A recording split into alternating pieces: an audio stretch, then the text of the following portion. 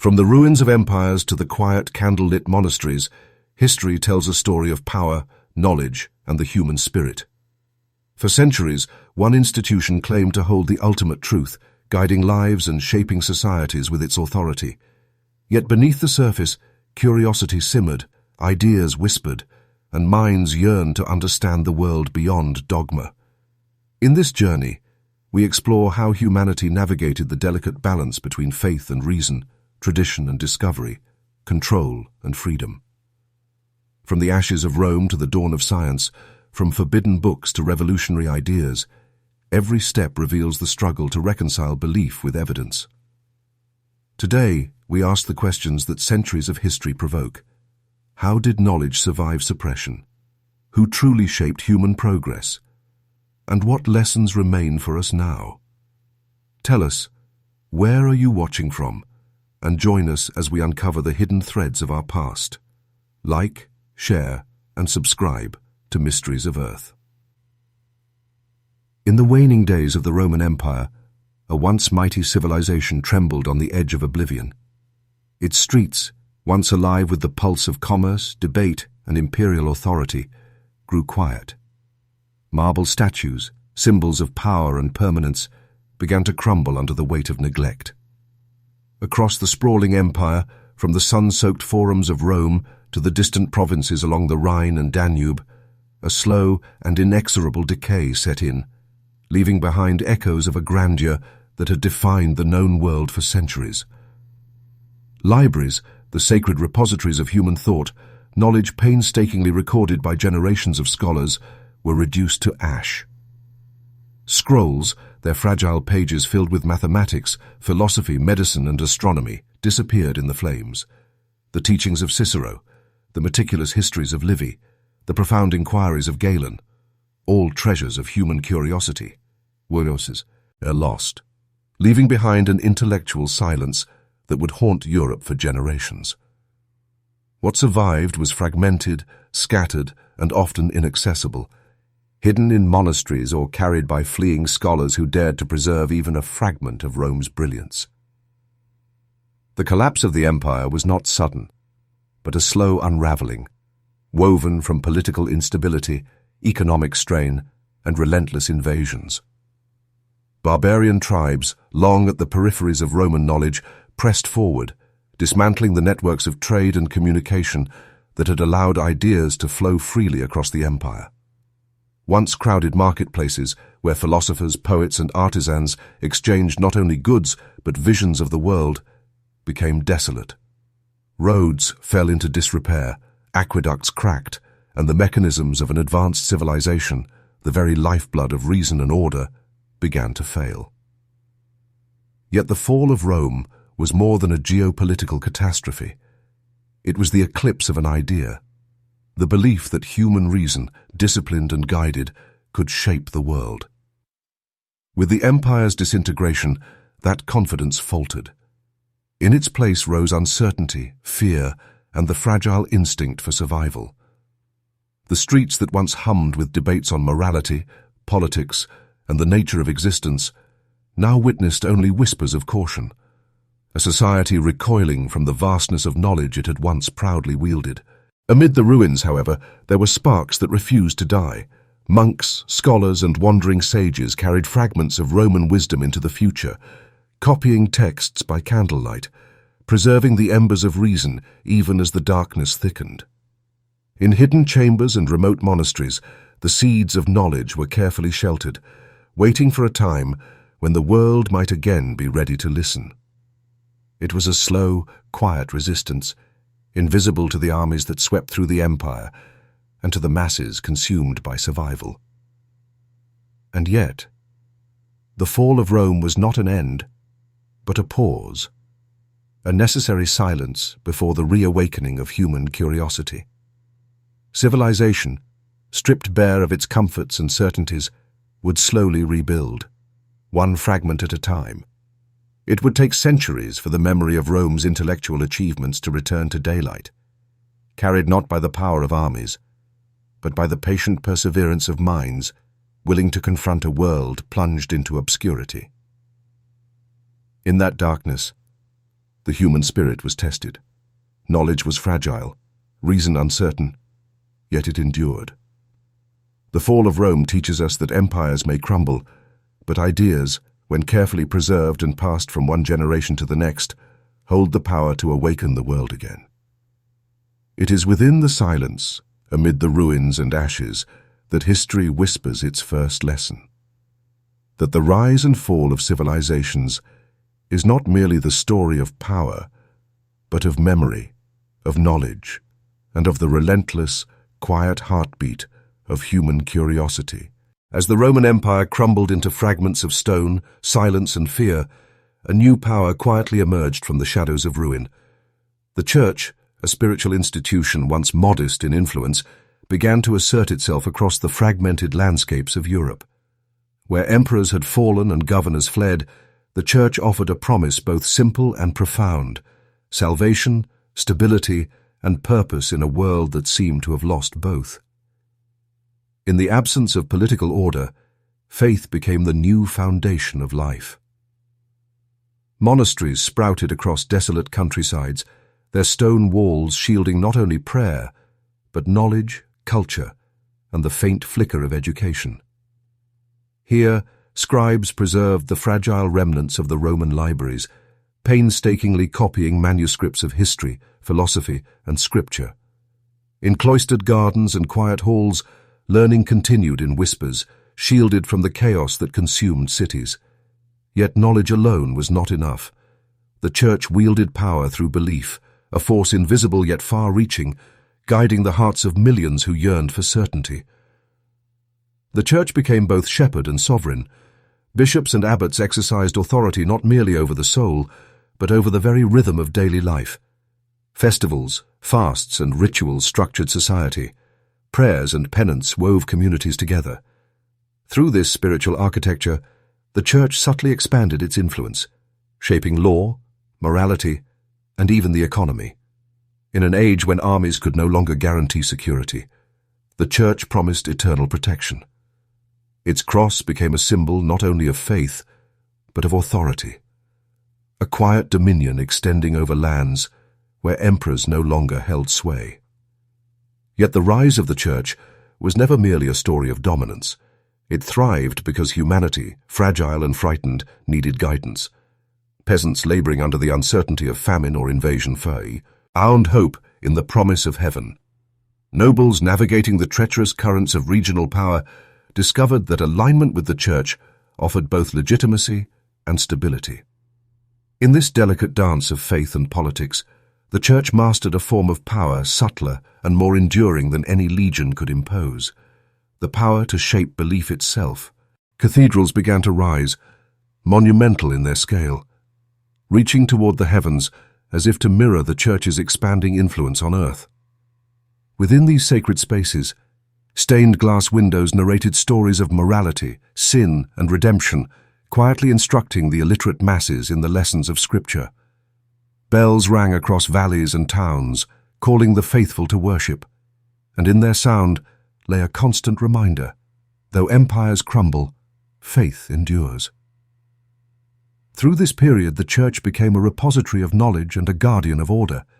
It mediated disputes between fractious rulers, collected tithes that sustained communities, and provided charity where secular systems had collapsed.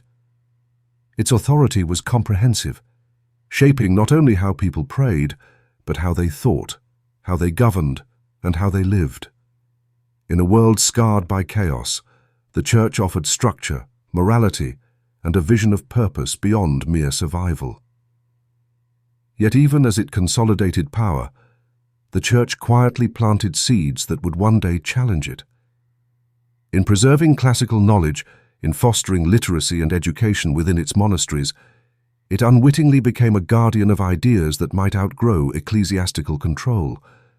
The very order it imposed contained the spark of curiosity, a latent force waiting for the right moment to bloom. In the ashes of Rome, the Church did not rise with swords or conquest. It rose with conviction, faith, and the unshakable promise of salvation.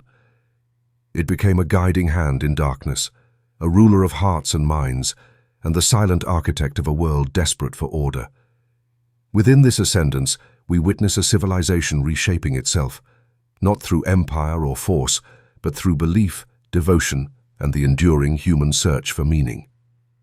The rise of the Church marked the beginning of a new era, where authority was no longer defined by armies or empires, but by the unseen power of faith and the quiet, persistent pulse of human hope.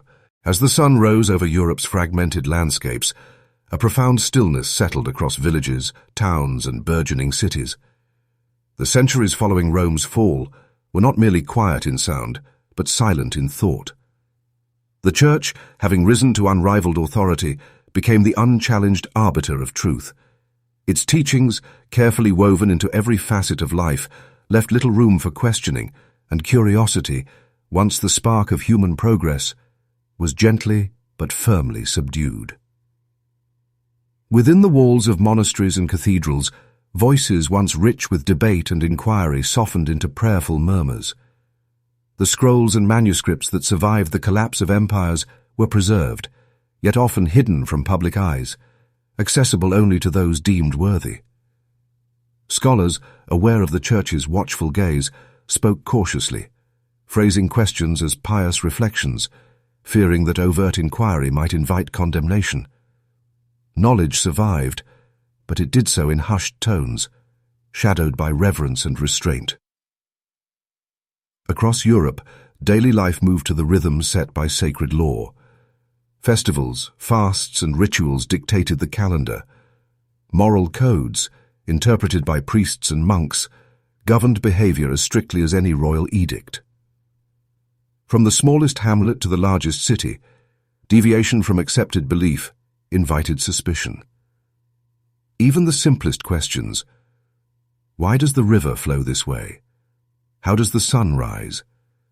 Became burdensome, potentially dangerous, as though curiosity itself were a temptation to sin. Yet beneath this enforced quiet, the human spirit never fully succumbed.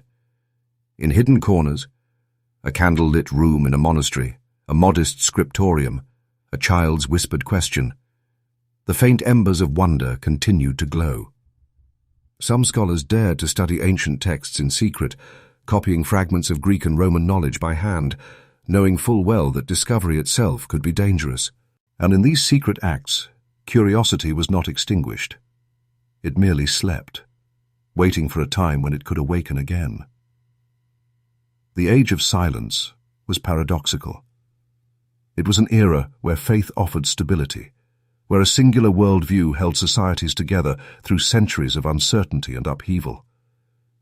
It was a world where obedience became a virtue, and where the unknown was best left unexplored. Yet this very suppression, this quieting of intellect, paradoxically prepared the ground for future awakening. The seeds of human inquiry, buried beneath layers of ritual and reverence, were never destroyed. They lay dormant, nourished by hidden manuscripts, whispered debates, and the enduring hunger of the human mind. Art, too, became both a reflection and a subtle challenge of this silence. Churches and cathedrals rose in grandeur, their spires reaching toward the heavens. Frescoes and sculptures conveyed stories of devotion, yet within the brushstrokes and stone, careful minds embedded subtle hints of human emotion, nature, and philosophy. Artists expressed, often imperceptibly, the yearning to understand the world beyond divine narrative. Even in the shadow of absolute authority, creativity found ways to persist. By the time Europe entered the later centuries of this era, the silence had grown heavy, yet fragile. Trade routes brought whispers of distant lands, encounters with different cultures, and glimpses of knowledge preserved beyond Europe's borders. Travelers returned with strange instruments, texts in unfamiliar scripts, and stories that defied the Church's simplified account of the world. Though still limited in reach, these quiet infiltrations reminded humanity that the boundaries imposed by authority were not absolute. The Age of Silence was, above all, a testament to endurance. It was an era where obedience and faith overshadowed inquiry, yet where the quiet flame of human curiosity persisted in hidden nooks and hearts. Every hushed question, every secret manuscript, Every careful observation of the natural world preserved a fragment of knowledge, a promise that the spirit of inquiry would one day awaken fully. From this era of constrained thought, the stage was silently set for the next great awakening. For though the Church's voice dominated the world, the questions it sought to suppress waited patiently, ready to rise, to challenge, and to illuminate.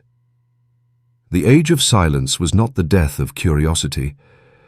It was its quiet incubation, preparing humanity for a renaissance of thought, discovery, and freedom that would change the world forever. Deep within the quiet folds of Europe's medieval landscape, where valleys were cloaked in mist and forests whispered forgotten secrets, stood monasteries like islands of stillness in a turbulent sea. These stone sanctuaries, often hidden from the eyes of the world, were more than places of prayer. They were vaults of memory, repositories of human thought, and fortresses protecting the fragile remnants of ancient wisdom. Inside these monasteries, monks moved with deliberate purpose. Candles flickered against cold stone walls, casting elongated shadows across rows of manuscripts carefully arranged on wooden shelves. Each monk's hand, guided by devotion and discipline, meticulously copied text after text, line by line, preserving knowledge that otherwise might have been lost to time. Greek philosophies, Roman histories, and scientific observations, all were carefully transcribed, often without full understanding of their original context, yet with unwavering care. In their quiet diligence, these men became the unintentional architects of the future. The work was painstaking. Ink-stained fingers, quills sharpened to perfection, and parchment stretched taut in preparation for the delicate strokes of their pens, all bore witness to a sacred labor. Beyond religious doctrine, these texts contained the cumulative wisdom of civilizations long vanished. Astronomical tables, mathematical treatises, medical remedies, philosophical dialogues, and epic poetry. Each manuscript was a thread connecting the present to a distant past, a lifeline bridging centuries of human curiosity. Monks often labored in near silence, speaking only when necessary, their voices hushed by reverence and solitude. Some were aware of the value of what they preserved. Others saw only the act itself as devotion to God. Yet, unknowingly, their labor planted seeds for a rebirth that would one day transform the E-world. In carefully copied letters, in marginal notes, and in the care with which every page was turned, humanity's future thinkers would discover the keys to the Renaissance, the Reformation, and the scientific revolutions to come. The monasteries themselves were diverse, some perched atop windswept cliffs, others nestled in river valleys that mirrored the skies.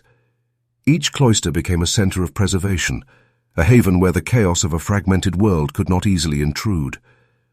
Scholars seeking refuge from warfare, marauding invaders, or political instability often found solace within these walls, adding their own knowledge to the collection. Libraries grew slowly, carefully, layer by layer, as if the monks understood instinctively that time would judge the worth of their efforts, though they could not foresee the centuries ahead. Beyond books and scrolls, monks preserved techniques of writing, illumination, and binding, ensuring that knowledge was not only saved, but could be shared and transmitted accurately to future generations.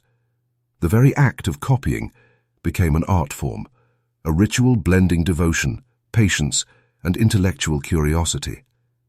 Each illuminated capital letter, each intricately drawn border, celebrated not only God, but the human capacity to create, understand, and remember, yet the world outside these cloisters remained largely unaware of the treasure hidden within. Beyond monastery walls, ignorance and superstition dominated, and the fragile remnants of classical knowledge seemed destined to vanish beneath the weight of centuries. But the monks persisted, their quiet dedication transcending immediate reward or recognition. They were, in every sense, the silent guardians of civilization, unknowingly preparing a foundation for humanity's next great leap forward. As centuries passed, these hidden sanctuaries became the link between the ancient world and the future. When explorers, artists, and scientists began to question, discover, and create anew, The manuscripts preserved by these humble men became the spark for an intellectual rebirth. What had once seemed dormant now awakened, illuminating minds long confined by silence. The keepers of knowledge labored quietly, their lives devoted to God and the act of preservation. Yet in doing so, they became custodians of something far greater, the enduring flame of human curiosity. From their candlelit cells, the seeds of the Renaissance, science, and enlightenment were quietly sown, waiting patiently for the world to be ready to receive them. Without their unwavering diligence, the whispers of the past might have been lost forever, and humanity's journey toward understanding, discovery, and freedom delayed by centuries. In dimly lit chambers, the air thick with dust and the faint scent of old parchment, some of humanity's greatest thoughts lay hidden, forbidden, dangerous, and feared. The writings of Aristotle, Plato, Epicurus, and countless other ancient philosophers and scientists were no longer celebrated as treasures of intellect. They had become contraband, marked with a silent, invisible brand of heresy. To touch these pages, to read them aloud, or even whisper their ideas, was to risk excommunication, imprisonment, or death. These texts, once revered in the bustling academies of Greece and the marble halls of Rome, had been transported across centuries and continents, carried in secret by scholars fleeing war and collapse.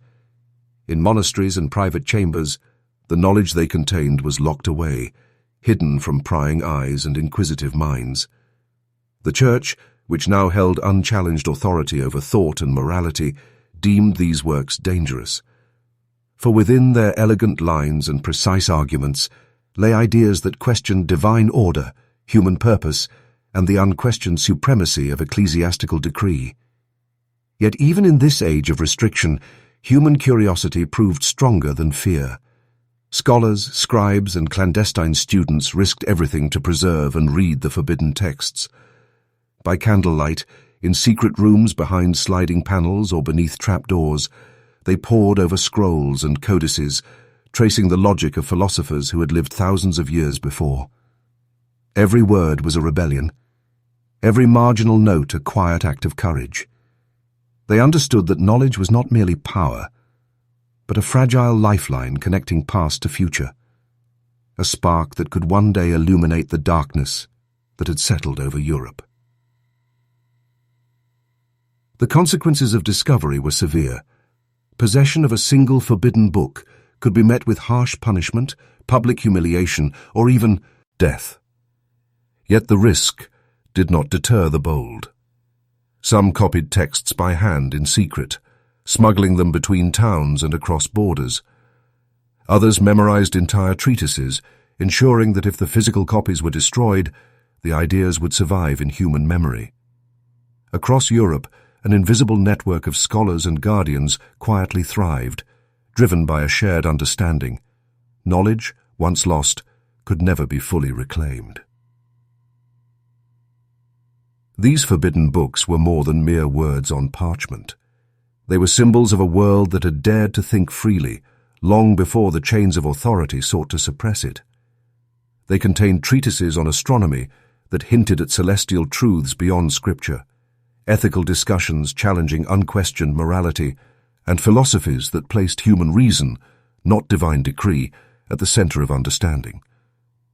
To read them was to awaken, to glimpse a world where thought was not restricted by dogma, where inquiry could flow unimpeded by fear.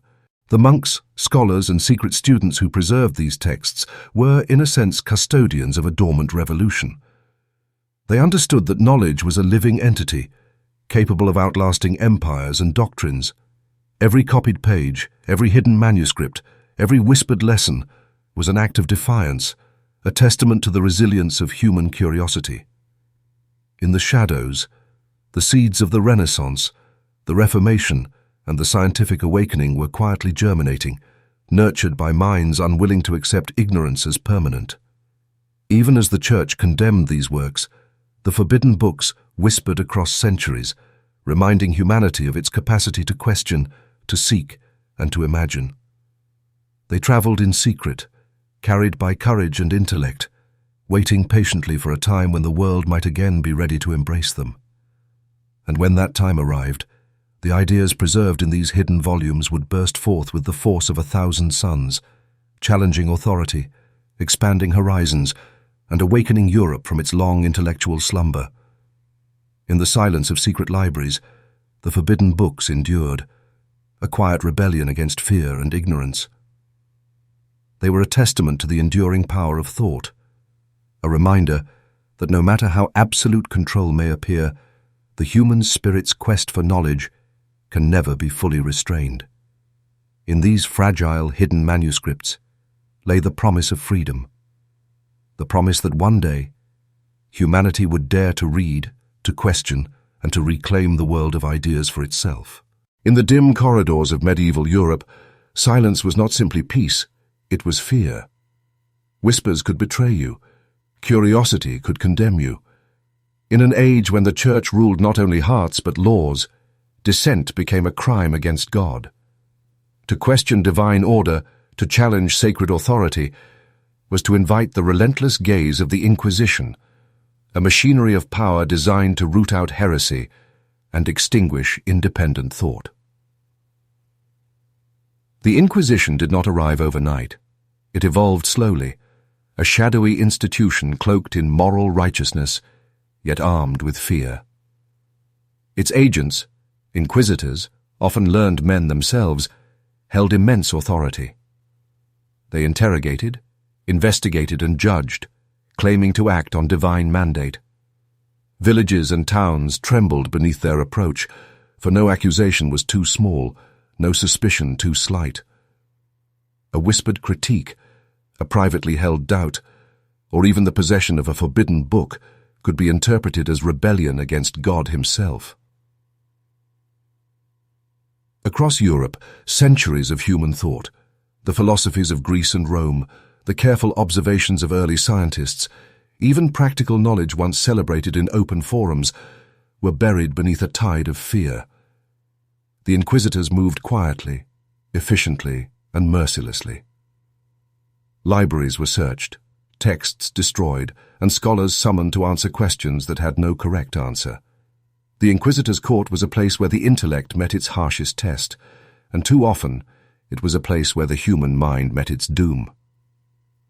Yet even in the shadows, human curiosity refused to vanish.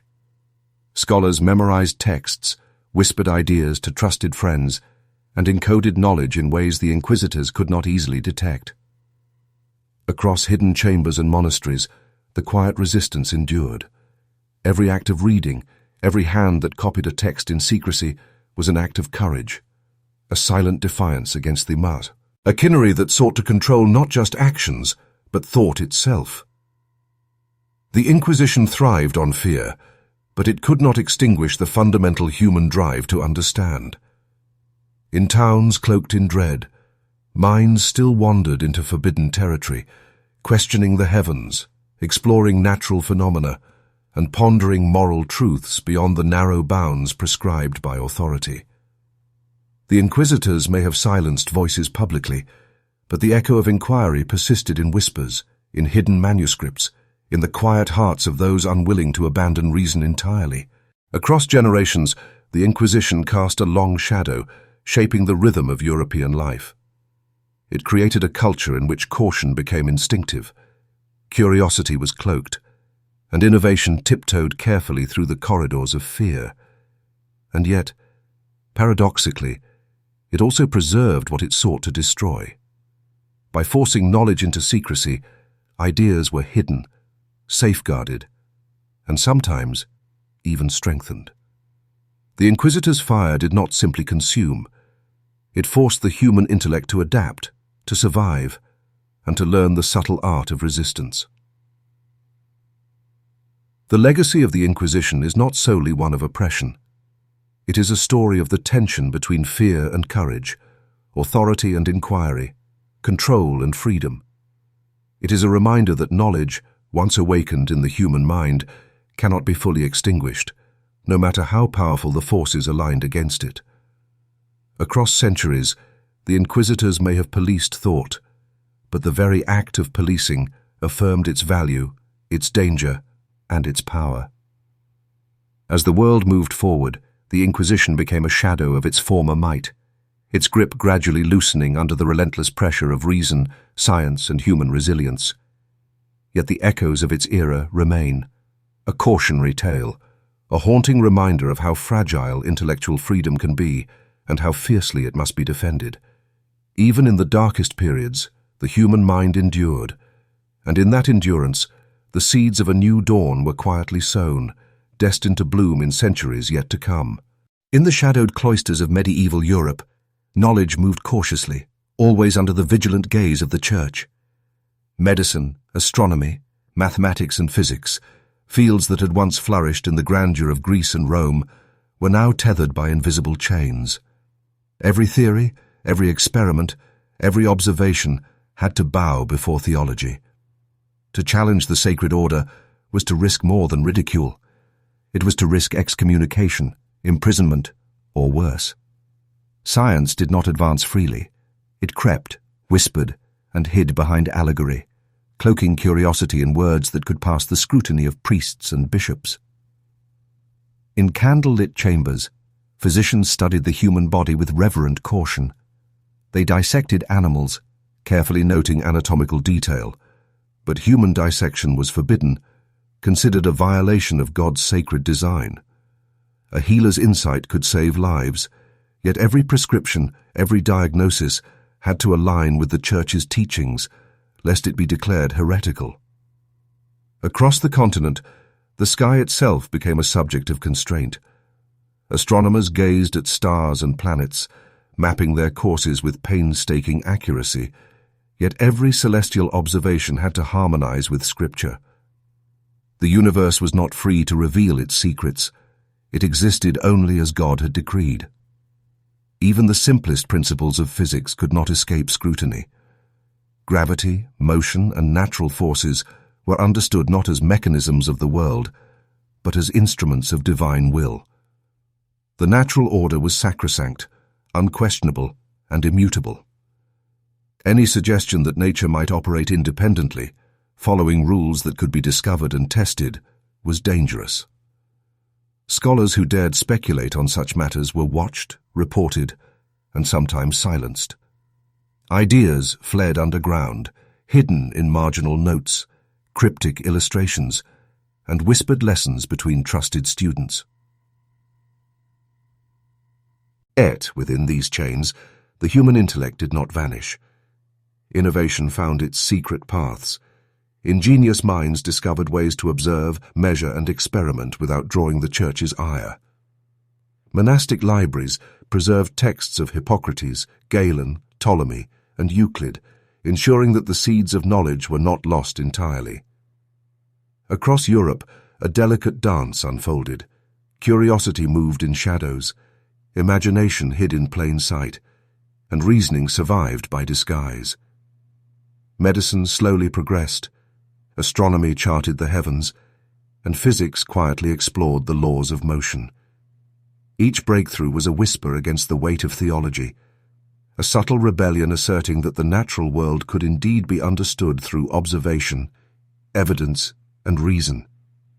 Science in chains was still science, and the chains themselves, paradoxically, forced ingenuity to adapt, survive, and endure. By the late Middle Ages, cracks began to form.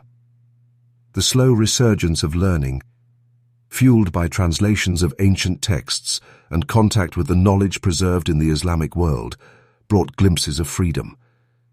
The seeds planted by hidden scholars and cautious thinkers were ready to sprout.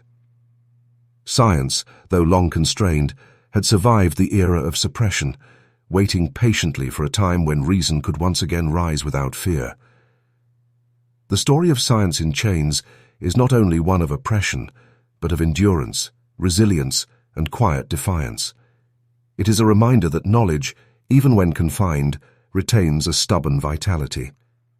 Though bound and monitored, it whispers promises of liberation, waiting for the moment when the mind, unfettered, can finally embrace the vastness of the universe in all its complexity. In this tension between faith and reason, humanity's intellectual spirit endured, laying the foundation for the dawn of a new era, one where curiosity could finally breathe freely. In the quiet corners of an age dominated by dogma, rare sparks of brilliance dared to illuminate the darkness. Minds like Hypatia in Alexandria, Roger Bacon in England, and Giordano Bruno in Italy refused to remain silent. They looked beyond the rigid boundaries imposed by the Church, daring to ask questions that many feared. They examined the stars, the natural world, and the very nature of thought itself, seeking truths that were forbidden, dangerous, yet indispensable. Hypatia, mathematician and philosopher, walked the streets of Alexandria with scrolls in her hands and knowledge in her heart. She taught geometry and astronomy to eager students, unraveling the mysteries of the cosmos with clarity and precision. Her intellect attracted admiration, but also envy and suspicion. In a world where authority equaled control, her independence became a threat. In 415 CE, she was brutally murdered, her life extinguished, and centuries of potential insight swallowed by violence and fear. The loss was not just her life, but the knowledge she embodied. Centuries later, Roger Bacon, the English friar, would quietly challenge the Church's constraints with a new vision. Advocating experimentation and empirical observation, he urged that nature itself must be studied directly rather than solely through the lens of Scripture. Bacon foresaw telescopes, microscopes, and the systematic methods of science long before they became reality.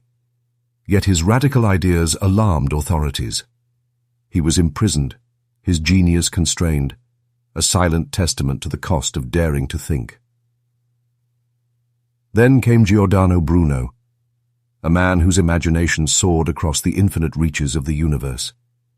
He proposed that stars were suns, that worlds orbited them, and that the cosmos stretched endlessly beyond human comprehension. Bruno's vision of an infinite universe directly challenged centuries of theological certainty. In 1600 he was burned at the stake, his voice extinguished, but his ideas whispered in the minds of future generations. The fire that claimed his body could not destroy the concepts he planted, concepts that would one day expand humanity's understanding of the universe. The stories of these lost geniuses are both tragic and inspiring. They were pioneers, charting territories of thought forbidden by fear and authority. Each life cut short represented a library of potential, a universe of ideas that the world might never see. Yet even in their suppression, these minds became catalysts. Their courage, curiosity, and defiance seeded the awakening that would later flourish during the Renaissance and the scientific revolution. Human history remembers them not merely as victims, but as beacons. Hypatia, Bacon, and Bruno exemplify the extraordinary resilience of intellect and imagination in the face of oppression. They remind us that the pursuit of knowledge often comes at a price, and that progress is never a straight path. Ideas, once born, cannot be wholly extinguished. They endure in whispers, in manuscripts, in the inspired thoughts of those who come after. In the vast narrative of human civilization, these lost geniuses occupy a paradoxical place. They were silenced, yet their influence resonates across centuries.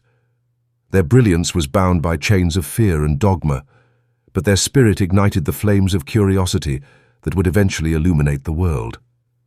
Their lives teach us that intellectual courage is timeless, that questioning the known is essential, and that the human mind, even when oppressed, finds ways to endure and to reach beyond its present confines. The lost geniuses of history are a solemn reminder. Progress is fragile, but the flame of human thought is indomitable. Each act of courage, each question asked, no matter how suppressed, becomes a thread in the grand tapestry of discovery. Though the Church once silenced these voices, they echo forever, guiding humanity toward a future defined not by fear, but by the relentless quest for truth. In the dimly lit corridors of medieval monasteries, the world outside was governed by silence, prayer, and strict obedience.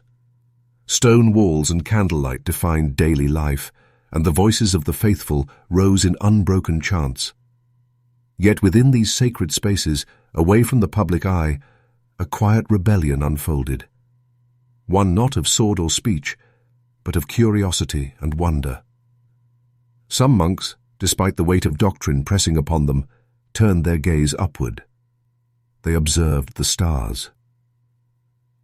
Behind closed doors, in tiny chambers illuminated by flickering lamps, these solitary figures charted the heavens. They measured the movements of planets, calculated the rhythms of the moon, and recorded the positions of constellations with painstaking care. Their work was meticulous, almost obsessive, for they knew that the knowledge they sought was both sacred and forbidden. Astronomy, like so many other sciences, existed in the shadows, a delicate dance between devotion and discovery. These men of faith saw the sky not merely as decoration or divine illustration, but as a vast, intricate mechanism to be understood. They sought patterns, cycles, and order, believing that the universe itself bore witness to a deeper truth. Copernicus, centuries later, would formalize ideas already whispered among such secretive scholars, that Earth was not the center of all things, that the stars and planets followed laws yet to be fully understood. Yet the seeds of these insights were being quietly nurtured in monastery libraries and observatories hidden within cloisters, far from the scrutiny of inquisitors.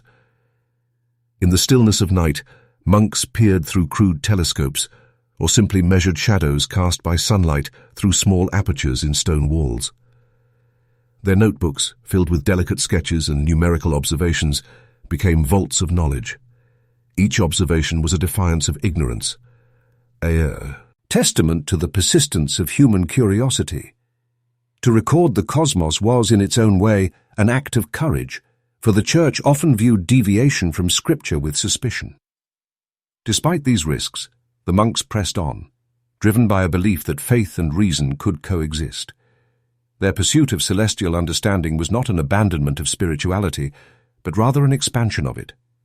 They sought to comprehend the grand design of creation through meticulous observation, quietly honoring the divine by unveiling its patterns and mysteries. The heavens became a silent cathedral, and the stars their sacred scripture. These hidden astronomers also connected the fragments of knowledge that survived the fall of Rome. Ancient Greek and Roman texts on astronomy, often translated into Latin and preserved in monastic libraries, guided their work. Ptolemy, Hipparchus, and other long-forgotten voices whispered across centuries, and the monks listened intently. Through their labor, the bridge between antiquity and the future was quietly constructed. Without their efforts, the Renaissance and scientific revolution might have lacked a foundation. The monks who charted the heavens did so without expectation of fame or recognition. Their lives were measured in quiet routines of prayer, study, and observation, yet their work resonated far beyond their cloistered cells. In these secret charts, sketches, and calculations, humanity's first steps toward understanding the cosmos were being taken. They reminded us that even in the darkest ages, curiosity refuses to be extinguished, that the desire to explore, understand, and seek truth is resilient and enduring. When history looks back, it remembers kings, conquerors, and institutions, but the silent devotion of these star-gazing monks is just as significant. They were custodians of a cosmic vision, guardians of knowledge hidden beneath layers of faith and ritual. In their quiet perseverance, they ensured that humanity would one day look upward without fear, and that the stars, once charted in secrecy, would illuminate the path toward reason, science, and an expansive understanding of the universe itself. In the quiet corners of Europe, long-forgotten manuscripts began to resurface. Dusty shelves in hidden libraries, monasteries, and private collections revealed the works of thinkers who had lived centuries before, voices that had been silenced by time, war, and fear. Aristotle, Plato, and Cicero spoke once more, their words whispering across the centuries, igniting a flicker of curiosity in minds that had grown accustomed to obedience. These texts were more than ink on parchment. They were keys to forgotten worlds, fragments of a human intellect that had once dared to question, explore, and imagine. The rediscovery of classical knowledge coincided with a blossoming of creativity that would forever change how humanity perceived itself. Artists began to paint not merely what they were told to portray, but what they saw, felt, and imagined. Frescoes and sculptures breathed with the complexity of human emotion, the grace of natural movement, and the majesty of geometry. Figures in flowing robes or tense muscles were no longer static representations of religious devotion alone. They became reflections of human thought, curiosity, and ambition. Leonardo da Vinci sketched the human body with precision, uncovering its mechanics and motion. Michelangelo carved divine beauty from marble, bridging human experience and cosmic aspiration. In cities such as Florence, Venice, and Rome, workshops and salons became incubators of new ideas. Scholars debated in candlelit rooms, exchanging knowledge across generations. Print shops began to hum, reproducing manuscripts once locked away in secrecy. Knowledge no longer belonged solely to monasteries or aristocrats. It became accessible, tangible, and alive. The Renaissance was not simply an era of aesthetic revival. It was the quiet rebellion of reason against centuries of enforced silence. Science began to stir alongside art, Servatio. Ends of nature, experiments with light, anatomy, and the heavens were no longer seen as threats, but as paths to understanding the divine order. Copernicus quietly drafted his heliocentric vision, challenging the assumption that Earth was the fixed center of creation. Though revolutionary, these ideas germinated first in whispers, careful conversations, and sketches hidden in private journals. Yet, even as they grew, the seeds of doubt spread. Humanity began to wonder whether the truths it had inherited were complete, or whether reason itself could uncover new insights. This period also reawakened the sense of human potential. Scholars, artists, and architects understood that knowledge and creativity were not punishable transgressions, but expressions of the divine spark within humanity. To question, to explore, and to create became acts of courage, for they demanded independence of thought in a world still tethered to tradition and authority.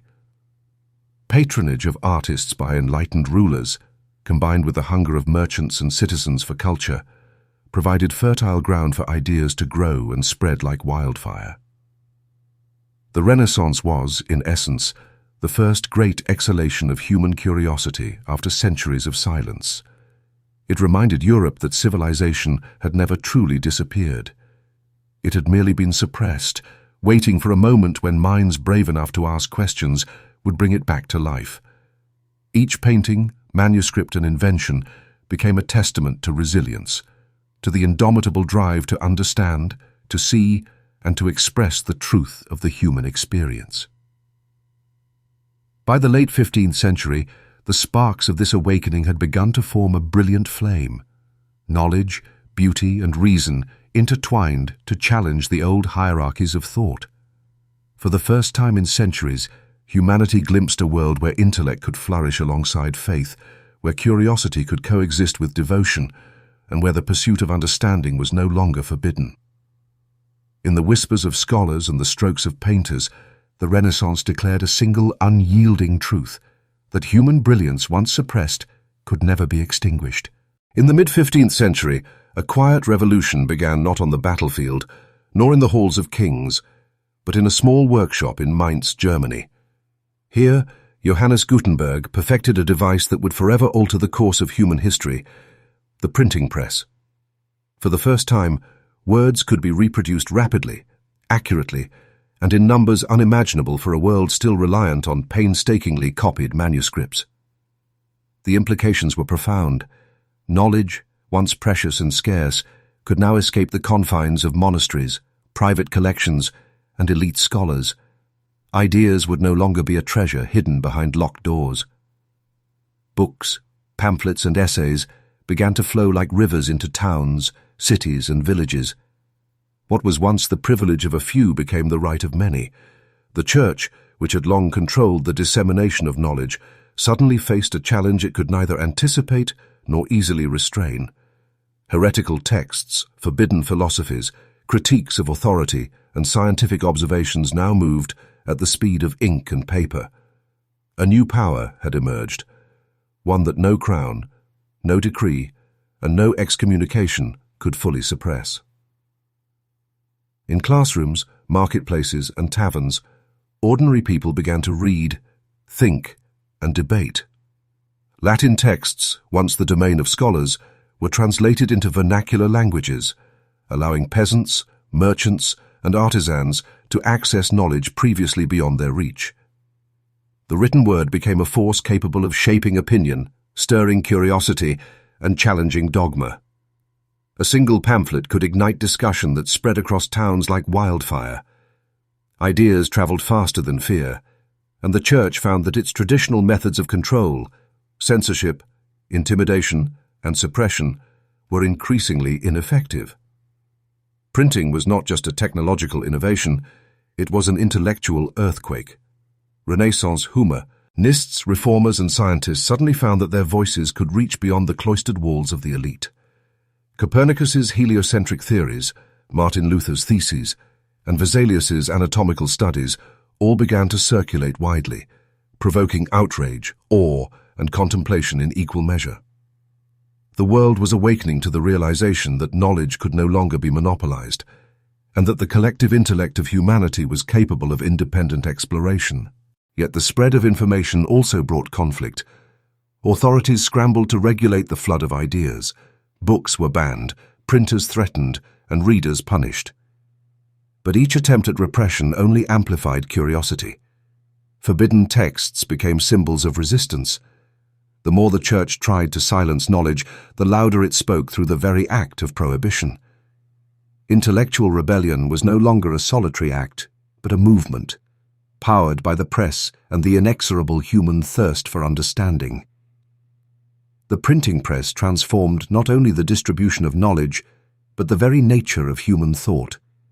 Ideas could now compete openly, tested not by hierarchy, but by reason, observation, and discussion.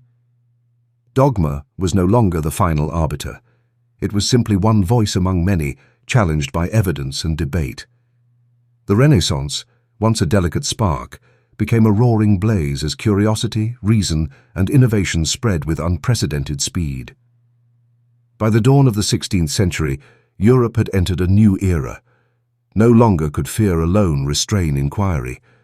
The printed word had become an unstoppable current, carrying with it the seeds of reform, revolution, and discovery.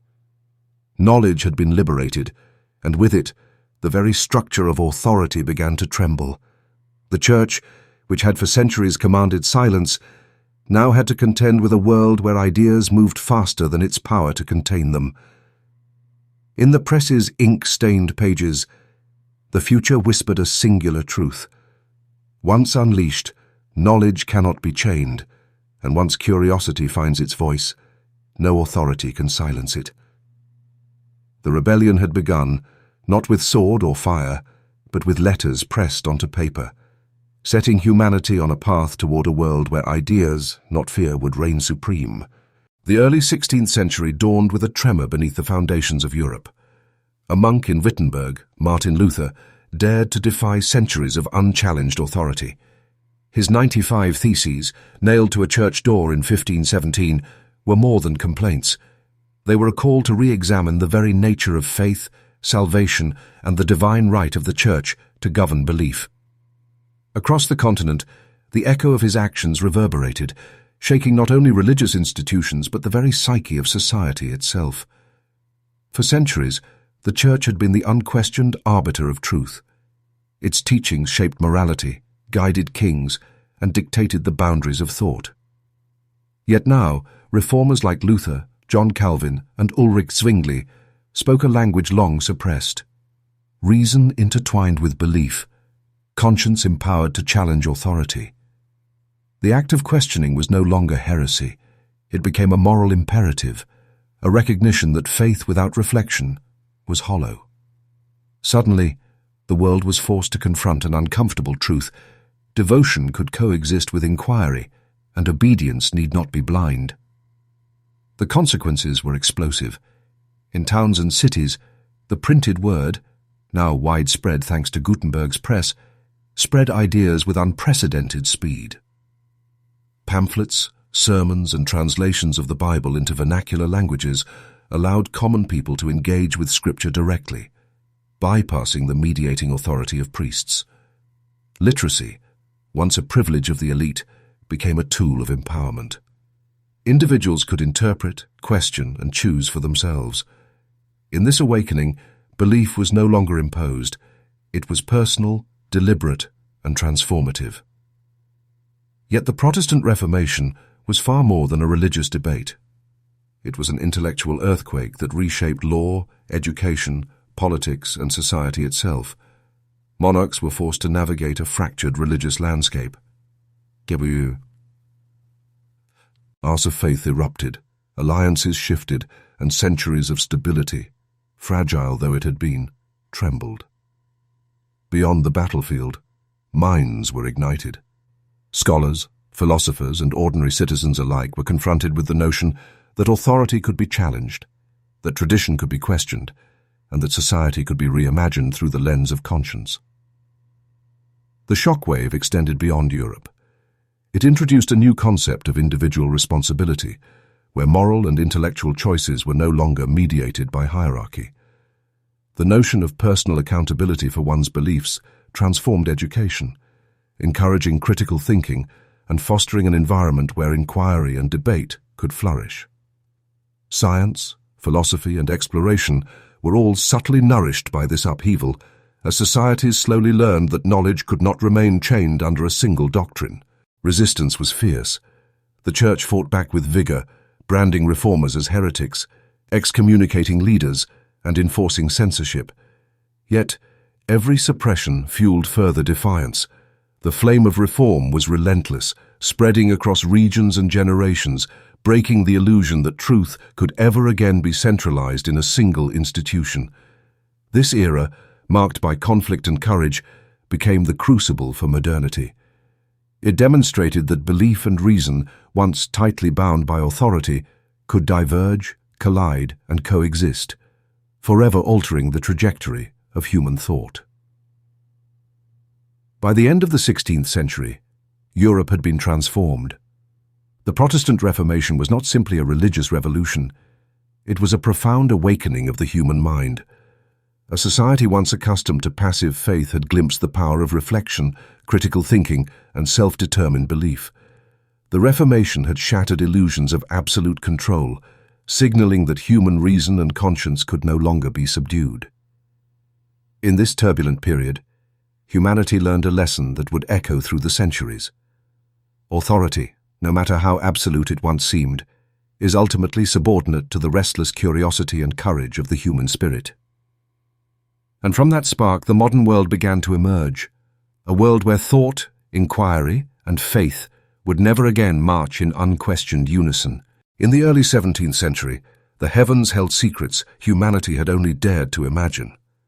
For centuries, the world had been told that Earth rested immobile at the center of creation, a belief enshrined not just in Scripture, but in the very way society understood existence. Then came Galileo Galilei, a man whose curiosity was as boundless as the sky itself. With a telescope, a fragile instrument of glass and wood, he turned his gaze upward and saw what no one had dared to claim openly: a cosmos in motion, a universe where Earth was not the center, but one world among many. Galileo's discoveries were revolutionary. Mountains and valleys on the moons of Jupiter dancing in elegant orbits, the phases of Venus, all spoke a language that contradicted the Church's long-held vision of the heavens. In his eyes, science revealed the mechanics of the universe, guided not by divine whim, but by natural law. Yet what was truth to him became heresy in the eyes of an institution unprepared to surrender its authority. The Church, alarmed by the threat to its theological foundations, summoned Galileo to Rome. In a chamber of marble and shadow, he stood before the Inquisition, a man armed only with reason and observation against centuries of dogma. His writings had traveled, stirring debate across Europe. Scholars whispered, and the educated public began to glimpse a reality that refused to bend to tradition. But Galileo, despite the clarity of his vision, found himself confronted with an impossible choice: recant or face condemnation. The trial of Galileo was not merely a clash of ideas. It was a confrontation between the expanding reach of human reason and the entrenched authority of belief. The Church demanded obedience, a reaffirmation of the old order. Galileo, though pressured, resisted in subtle ways, insisting that the universe's truths existed independently of human decretur. Sure, history would remember the words he whispered under duress, a quiet surrender, and yet it moves. Though forced to kneel, the integrity of his observations could not be erased, and the cosmos continued its silent, majestic revolutions above him. The trial left a deep scar on Europe's intellectual landscape. Scientists, philosophers, and thinkers were reminded of the cost of inquiry, the risks inherent in seeing too clearly. But Galileo's legacy endured. His courage, his refusal to let observation bow to authority, planted the seeds of a new scientific era. Across centuries, the image of a solitary man confronting the weight of dogma became a symbol of humanity's struggle to understand the universe on its own terms. Beyond the courtroom drama, Galileo's ordeal revealed a broader truth. The path of knowledge is seldom smooth. Human curiosity, when it challenges power, evokes fear. Progress, though inevitable, often marches through corridors of resistance and repression. The trial was a crucible in which the courage to think independently was tested, and in that crucible, the flame of modern science was forged. In the years that followed, Galileo's findings could not be silenced. The telescope became a bridge to a cosmos once imagined only in myth. Observers across Europe replicated his work, confirming what the Church had once feared to accept. The stars no longer belonged solely to theologians and mystics. They belonged to all who dared to look and think. Galileo's trial is a testament to the tension between knowledge and authority, a reminder that truth often demands bravery, patience, and sometimes the humility to endure oppression in the service of discovery. The universe, vast and indifferent, continued to unfold in its majestic rhythm, a silent affirmation that reason, though constrained, could never be extinguished. And so, from the quiet of his house arrest, Galileo's eyes still spoke to generations to come. Look, observe, question, and let the cosmos guide your understanding, for no institution, no matter how powerful, can imprison the truths written in the stars. The 17th and 18th centuries were an age of awakening, a time when the human mind began to pry open the hidden mechanisms of the world. In laboratories, observatories, and quiet study chambers, scholars pursued knowledge with a single-minded devotion. Their instruments, telescopes, microscopes, delicate scales, and glassware became extensions of human curiosity, tools for uncovering the principles that governed the natural world. Each discovery, no matter how small, was a rebellion, a challenge to centuries of unquestioned belief. Yet beyond the glow of candlelight and the meticulous notes in leather-bound journals, another authority watched: the Church. It demanded faith, obedience, and a worldview where divine providence shaped every event. Science, by contrast, asked for proof, evidence that could be observed, measured, and repeated. And so, humanity found itself caught in an uneasy tension, suspended between two compelling demands: the comfort of certainty and the thrill of discovery. To measure the stars was to question the heavens. To dissect the human body was to probe the hand of the Creator. Experiments, once simple acts of observation, became acts of quiet defiance. Scholars like Robert Boyle and Isaac Newton pushed boundaries not merely to understand the universe, but to claim for humanity the right to question, to verify, to see for itself. Every new law of motion, every chemical reaction, every celestial calculation chipped away at the old certainties, revealing a universe governed not solely by divine will, but by patterns and principles that could be observed and understood. The clash was never purely intellectual, it was existential. For centuries, People had been taught that questioning divine authority was dangerous, even sinful. To prioritize evidence over doctrine was to risk exile, censure, or even death. Yet, in quiet corners of Europe, curios monasteries, IT refused to be silenced. In salons and academies, ideas were whispered, debated, and refined. Coffee houses became arenas for thought, where philosophers and scientists weighed reason against revelation. Here, humanity discovered its own courage, its willingness to confront uncertainty and embrace the unknown.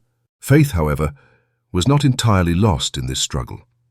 Many sought a balance, a way to reconcile devotion with discovery. The question was not whether God existed, but whether human reason could coexist with belief. Slowly, a new understanding emerged. The universe could be explored, its laws unveiled, without necessarily discarding the spiritual. Evidence did not have to eradicate faith. It could illuminate the complexity and majesty of creation itself. Yet the tension remained. In every laboratory and observatory, in every careful calculation and painstaking experiment, the shadow of authority loomed. Scholars had to navigate fear, skepticism, and the deeply ingrained expectation that belief should precede knowledge. And through it all, humanity learned that progress was neither swift nor easy. Each new insight demanded patience, courage, and a willingness to endure resistance, both from external powers and from the self-imposed limits of tradition and doubt. In this delicate dance between faith and evidence, the world was transformed. Human understanding expanded, not by abandoning spiritual thought, but by asserting the mind's right to question, to test, to see beyond the familiar.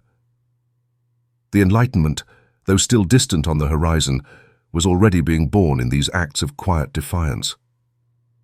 Reason, once constrained, began to emerge as a guiding force, not opposed to belief, but running parallel to it, shaping a new era of knowledge and thought. Faith versus evidence was not merely a philosophical conflict. It was the crucible in which modern humanity was forged. And in that crucible, courage, curiosity, and the relentless pursuit of truth became the true legacies of this remarkable age. For in the end, the human spirit discovered a simple but profound truth. To seek knowledge is not to abandon belief, but to elevate it, tempered by understanding, guided by reason, and enriched by the mysteries that remain. In the quiet cloisters of medieval Europe, a curious contradiction took shape. The Church, the very institution that condemned inquiry and labeled curiosity as heresy, was also the guardian of the world's remaining knowledge. Within stone walls and candle-lit chambers, monks meticulously copied manuscripts, preserving fragments of Greek philosophy, Roman law, and forgotten science. They transcribed the words of Aristotle, Ptolemy, and Galen, ensuring that these voices of the past would not vanish entirely, even as the Church outwardly denounced their ideas. This paradox defined an age. On one hand, inquisitions and edicts forbade the pursuit of forbidden knowledge. Those who questioned the divine order faced exile, torture, or death. Yet on the other hand, the Church built the very foundations of learning. Monasteries became repositories of wisdom.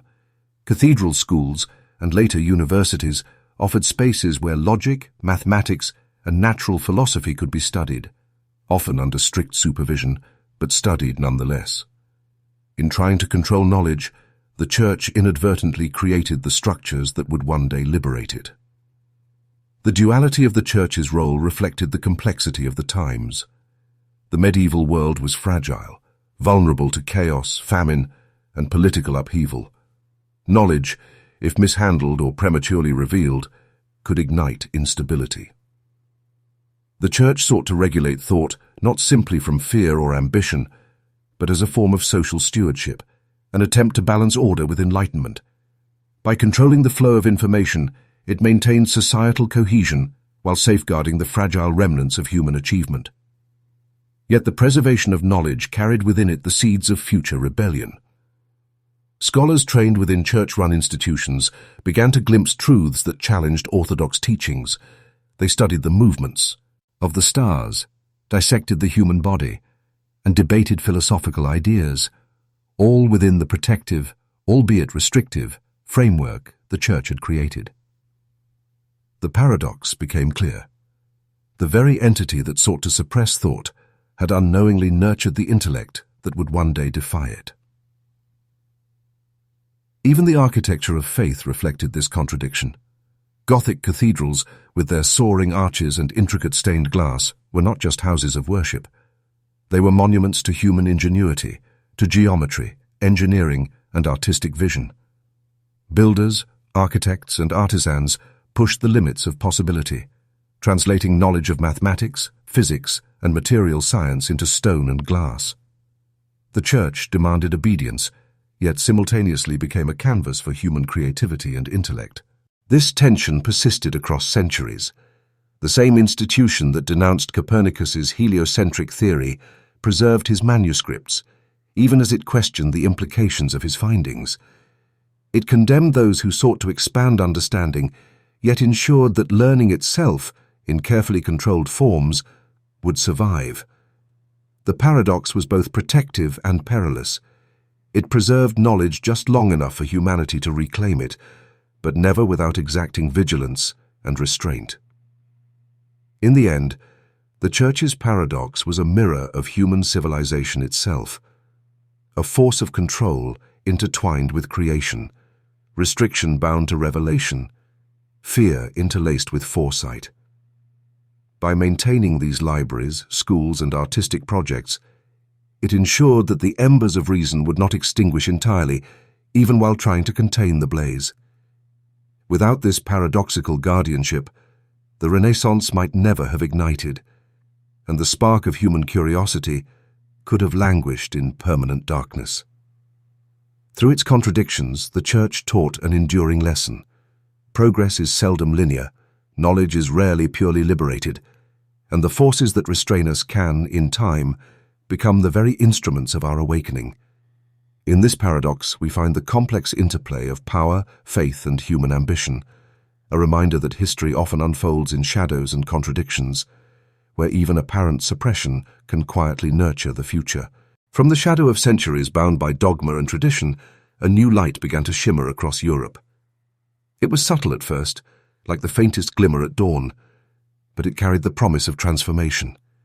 The Age of Enlightenment was awakening, and with it came a generation of thinkers who dared to place reason above reverence. John Locke, Voltaire, Isaac Newton, and countless others emerged like beacons, illuminating a world that had long been guided by unquestioned authority.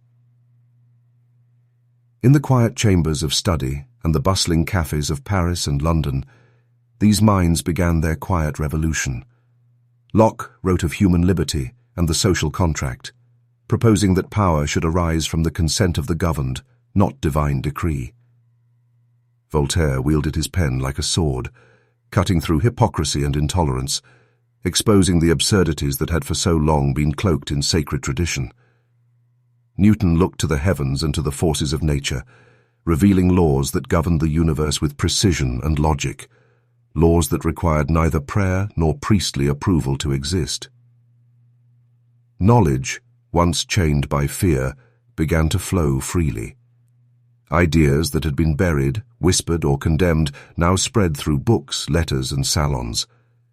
The printed word became a weapon of liberation, carrying reason to minds that had long been starved of it. Citizens in cities and villages alike began to question the nature of governance, morality, and the cosmos itself. Faith, while still deeply present, was increasingly seen not as a command to obey blindly, but as a domain to explore alongside reason. This era was more than the rediscovery of knowledge. It was a profound reimagining of human potential. Reason offered clarity where superstition had sown fear. Logic replaced dogma, and observation replaced speculation.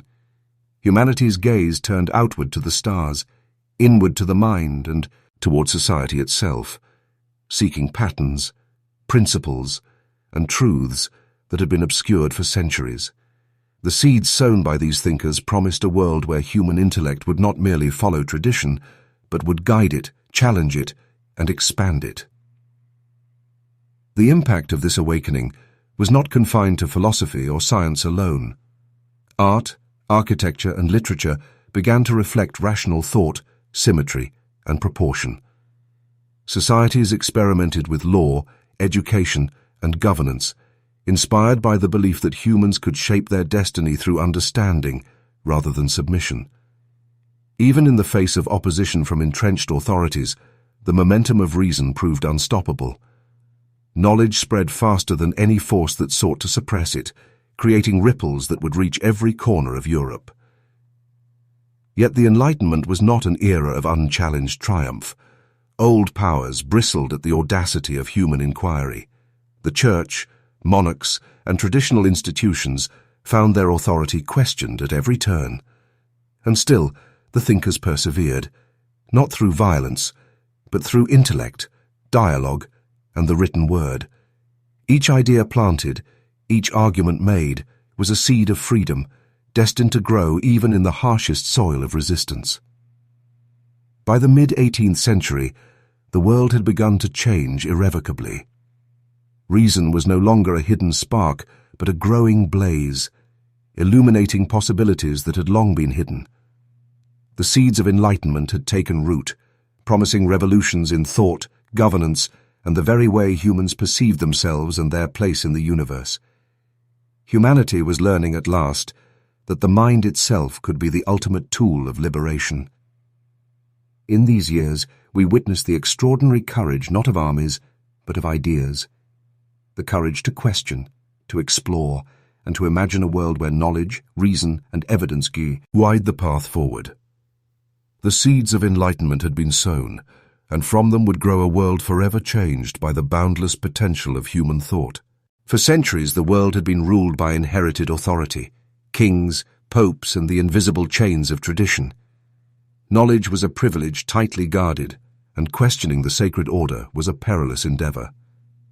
Yet in the 17th and 18th centuries, a quiet revolution began, one not of armies or conquest, but of thought. Humanity at last began to wonder, what if truth belongs to no one? What if understanding is not dictated by decree, but discovered through reason itself? In sunlit study halls, in the crowded coffee houses of Paris and London, and in the solitary chambers of great minds, people began to question everything. Philosophers, scientists, and writers probed the nature of existence, morality, and governance. René Descartes proclaimed, "I think, therefore I am," placing consciousness and reason at the very center of human understanding.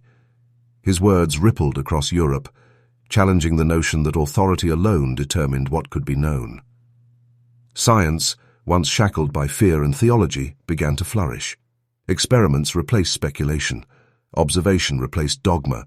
Galileo's telescopes, Newton's calculus, and Harvey's studies of the human heart demonstrated a universe governed not by capricious divine intervention, but by laws waiting to be discovered. Humanity was awakening to the staggering realization that it could understand, predict, and in some ways, shape the world through intellect alone. Yet the age of reason was more than science. It was a profound cultural transformation. Writers and philosophers explored the nature of society, justice, and human rights. Locke spoke of liberty and governance by consent. Montesquieu examined the balance of power. Voltaire scorned tyranny and superstition with a pen as sharp as any sword. The idea that humans could discern morality and truth without unyielding divine oversight began to permeate every level of life. This era also illuminated the power of debate and dialogue. Salons and public forums became arenas of ideas, where arguments clashed, merged, and evolved. Knowledge, once hoarded in monasteries and courts, now flowed to anyone willing to listen and think. Curiosity became a form of courage, and reason a weapon against fear. Ordinary citizens began to see themselves not as subjects of fate, but as participants in the creation of society's future. The consequences of this intellectual awakening were profound. Political structures trembled. Monarchs and clerics confronted a populace increasingly aware of its capacity to question and judge. Laws and institutions, long justified by divine mandate, were scrutinized through the lens of rational thought. Humanity began to imagine governments, societies, and moral systems built not on inherited authority, but on logic, fairness, and collective consent. Yet, for all its triumphs, the Age of Reason was not without tension. Faith and skepticism coexisted uneasily, tradition challenged innovation, and the weight of centuries-old beliefs did not vanish overnight. Still, the human spirit had tasted freedom, and it could never return to blind obedience. The notion that humans could navigate the world with intellect, curiosity, and courage had been irrevocably planted. By the close of the 18th century, the world stood at a threshold. Humanity had discovered that it was not merely a creation to be guided, but a force capable of shaping its own destiny. The Age of Reason had ignited a blaze that would illuminate the centuries to come, a world where inquiry, evidence, and thought were not privileges, but responsibilities. For the first time in history, humanity dared to claim its place as the architect of its own existence, boldly asking questions that would reverberate across time, challenging all that had come before. In this awakening, the human mind emerged as the most powerful tool of liberation. The Age of Reason was not merely an era, it was a declaration that truth, knowledge, and destiny are not owned by kings, priests, or dogma, but belong to the courage of those who dare to think. The Age of Reason had illuminated the mind, but now humanity was ready to reshape the very world around it. The 18th and 19th centuries bore witness to a transformation unlike any before, the Industrial Revolution. Here, science no longer whispered in secret chambers or argued in salons. It roared to life in factories, engines, and the chimneys that scarred the skies.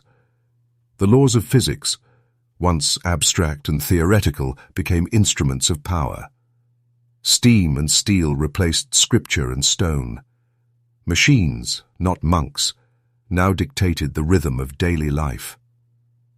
In the once quiet countryside, smoke rose from towering brick chimneys, signaling the birth of cities that never slept. Villages were swallowed by industrial metropolises, their cobblestone streets now echoing with the clatter of iron wheels, hissing pistons, and the relentless pulse of machinery. Every innovation, from James Watt's steam engine to mechanized looms, became a testament to human ingenuity, a bold statement that progress could no longer be restrained by ancient dogma. Rivers carried the reflection of newfound ambition. Railways sliced through mountains and plains alike, connecting cities in ways that had seemed impossible only decades before. Ships, powered by engines instead of wind, crossed oceans with precision and speed. Factories churned day and night, their lights glowing like beacons of a new age. In these steel and iron cathedrals, humanity worshipped not the divine, but its own creativity and intellect. The clockwork heart of progress beat faster than any sermon, louder than any organ, promising a future shaped by understanding, invention, and effort. Yet this industrial dawn was not without tension. Traditional authorities, monarchs, priests, and aristocrats, watched as their influence waned. Knowledge and labor had become forces untethered from sacred or hereditary decree.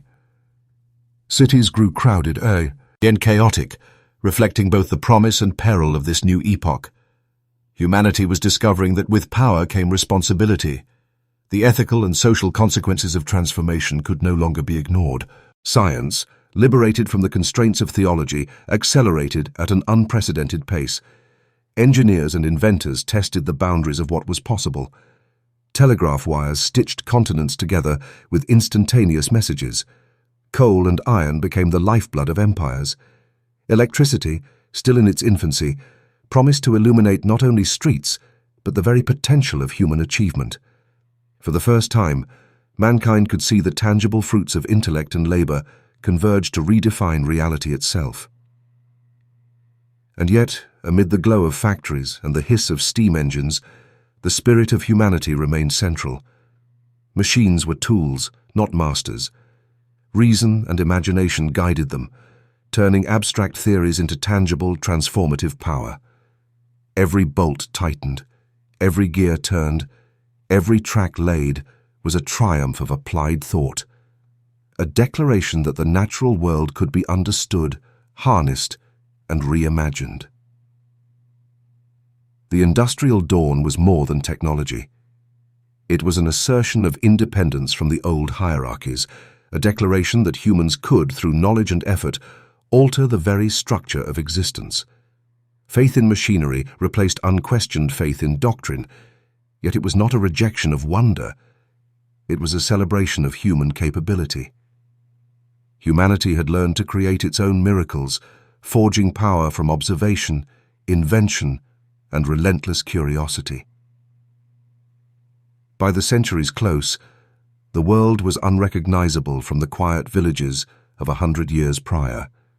Steamships ploughed oceans, trains bridged continents, and factories glowed like the fires of a new Prometheus.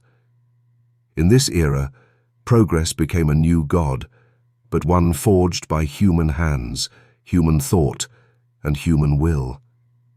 The industrial dawn was a luminous testament to mankind's liberation from both ignorance and fear, a bold stride into a future no longer dictated by divine authority, but by the mind itself. As the fires of industry illuminated the world, as steam engines roared and telescopes revealed distant stars, a quieter, subtler transformation was taking place within the walls of the church. It had watched centuries of power slip through its fingers, knowledge once forbidden now freely discussed, inventions that reshaped life, and ideas that challenged the very foundation of faith. Yet, like the ancient oak that bends but does not break, the church adapted, its roots seeking survival amidst the winds of change. The 18th and 19th centuries presented a challenge unlike any other. Reason no longer whispered, it demanded attention. Scientific discoveries, from astronomy to geology, questioned sacred texts.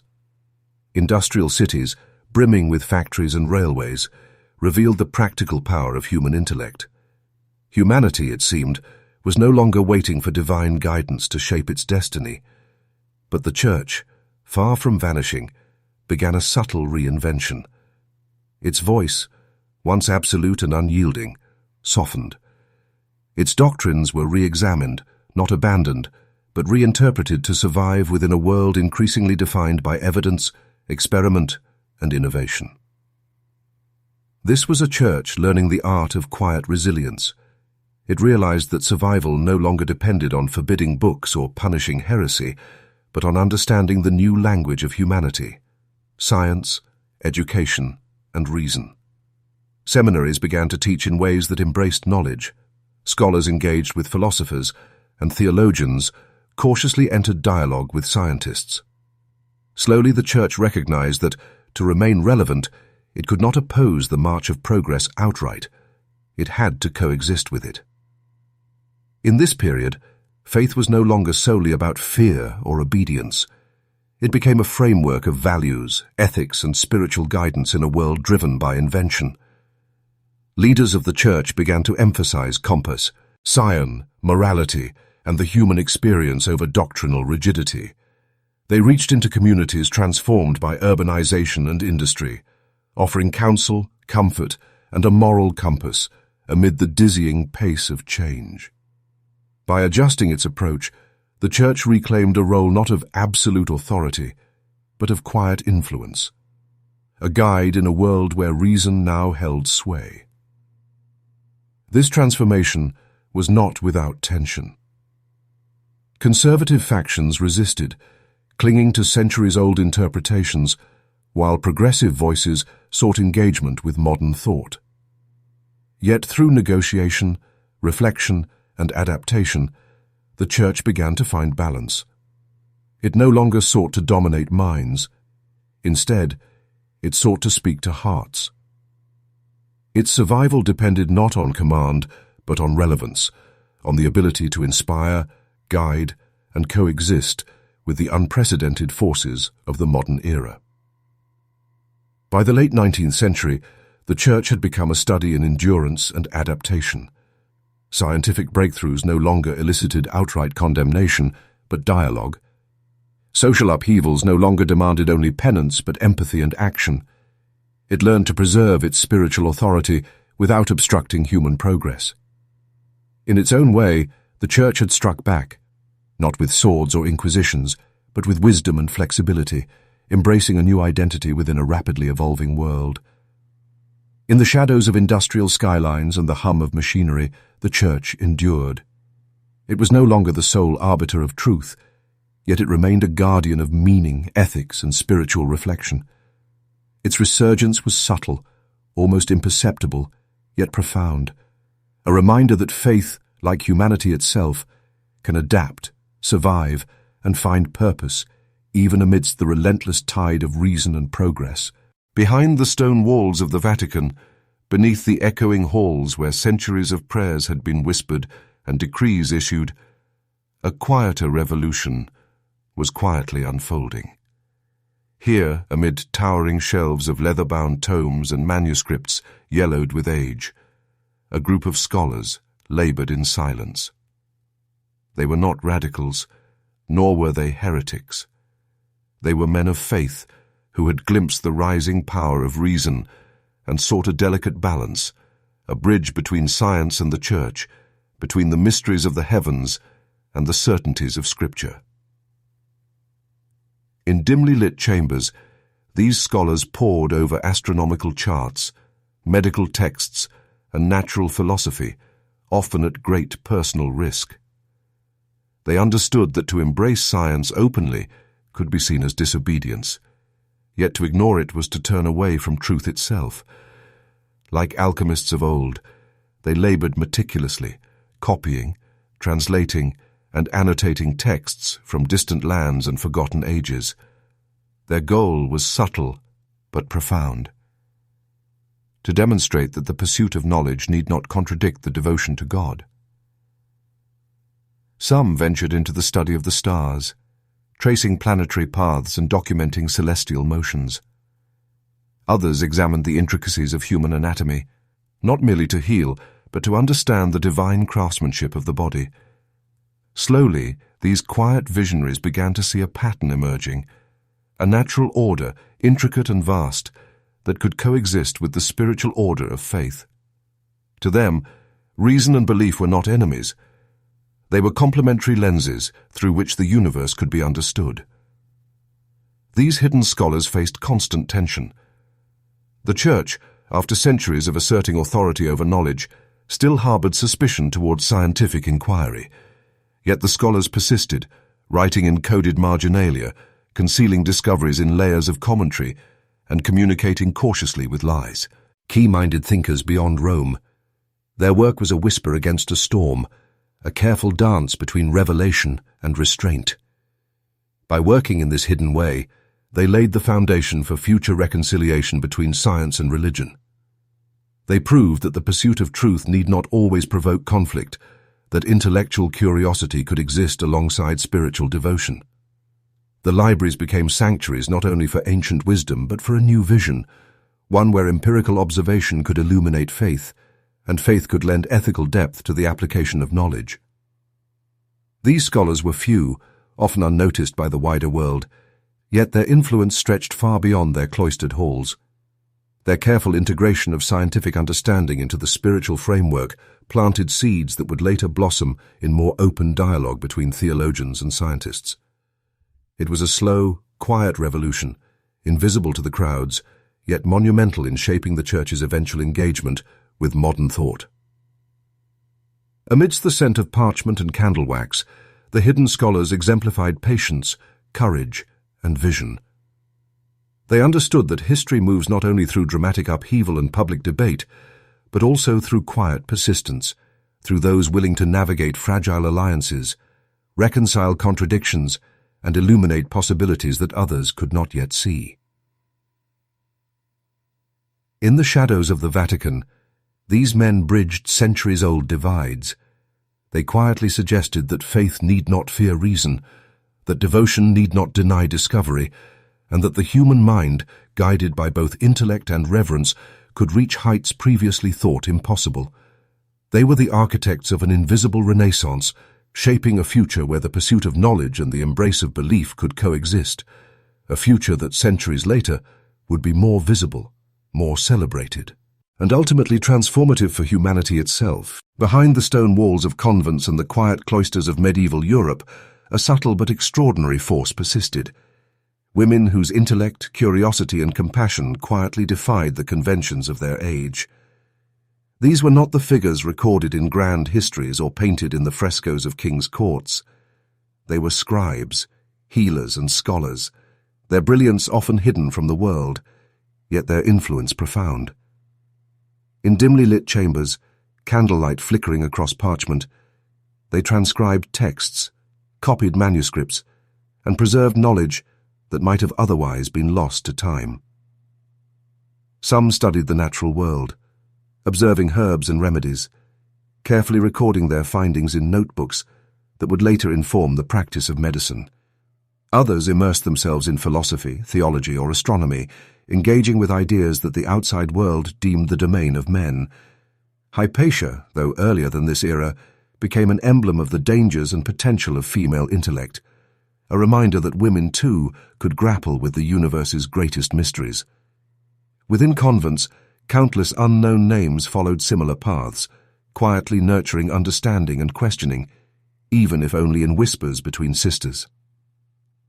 Education for women, though limited, was often found within the walls of these religious sanctuaries. Girls and young women were taught to read, write, and think critically, sometimes even mastering multiple languages to access Greek, Latin, and Arabic texts. In doing so, they became the invisible guardians of wisdom, the unacknowledged keepers of the very knowledge that would later fuel the Renaissance and Enlightenment. Their scholarship was not celebrated publicly, yet its impact traveled in subtle ways, copied manuscripts that reached other thinkers, medical practices that saved lives, insights that inspired future generations. These Omen were also healers, blending empirical observation with compassion. They tended to the sick, recorded cures, and maintained practical knowledge passed down through generations. Their work bridged the gap between science and daily life, proving that intellectual pursuit was not limited to philosophy or astronomy, but could directly nurture and sustain humanity. In their silence, they quietly resisted a world that sought to confine them, demonstrating courage not through spectacle, but through steadfast dedication to learning and service. Yet history often forgot them. Their contributions were either attributed to male contemporaries or lost entirely when convents fell into disrepair or manuscripts vanished. The brilliance of their labor survived only in fragments, hidden notes in the margins, obscure references in other works, or anonymous manuscripts that survived centuries. And yet these fragments reveal a profound truth. Knowledge is never fully silenced. Even when ignored, it endures, waiting for the world to recognize it anew. The legacy of these women was slow to surface, but it shaped the intellectual and cultural world nonetheless. Without their dedication, countless classical texts might have been lost forever. Without their guidance and instruction, generations of men and women might never have had the foundation to build the revolutions of thought that followed. In monasteries and convents, these women preserved more than knowledge. They preserved possibility, curiosity, and the quiet courage to question, observe, and heal. In remembering them, we confront both the gaps in history and the resilience of the human spirit. These forgotten women remind us that knowledge is not always heralded by fame or public acclaim. Sometimes it survives in silence, in humility, in the steady devotion of those unseen yet indispensable. Their story, pieced together from fragments, whispers across centuries, inviting us to honor the invisible architects of our intellectual heritage. They were the unseen light behind the dark ages, the quiet pulse of reason and care that would one day converge with the broader currents of history, proving that brilliance need not always demand recognition to transform the world. In an astonishing twist of history, the church that once condemned Galileo now casts its gaze toward the heavens, not to suppress knowledge, but to understand it. From the quiet halls of the Vatican Observatory, telescopes trace the path of distant stars, mapping constellations and galaxies with meticulous care. Here, faith and curiosity converge in a delicate balance, a reconciliation centuries in the making. The very institution that once saw the universe as a divine ledger to be interpreted through Scripture now studies it as an intricate, awe-inspiring canvas, a reflection of the Creator's majesty. The Vatican Observatory, established in the late 16th century and later relocated to Castel Gandolfo, became a symbol of this extraordinary transformation. Astronomers, priests trained in both theology and science, chart the heavens with precision, calculating stellar movements and tracking celestial phenomena.